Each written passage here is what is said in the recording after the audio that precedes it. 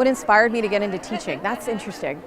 Well, I think it came through the language. I loved mythology as a child, and so like the idea of learning Latin and Greek so I could read mythology in the authentic texts. And then I fell in love with the history. I was really more of like a history person than a language person, but it was the way I could access that history was through the use of language.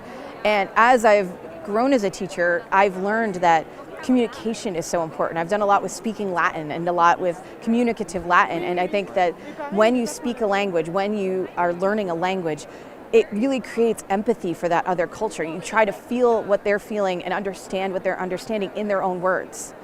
It's wonderful. When I teach my students Virgil, we talk about Aeneas as a refugee from Troy and what it feels like to when he goes as a away from the war. We talk about Caesar being a dishonest politician.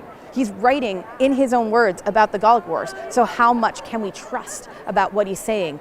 And what about Roman values is he portraying when he does that? And that is so interesting because it has students thinking critically, reading things with a grain of salt and understanding that. And that's what appeals to me, because these people wrote 2,000 years ago, but you can still understand what they're understanding and feel what they're feeling and try to create a level of that and apply it to your own life. Comparative cultures, it's so interesting. And that's what hooks in the students too. And that's what hooked in me.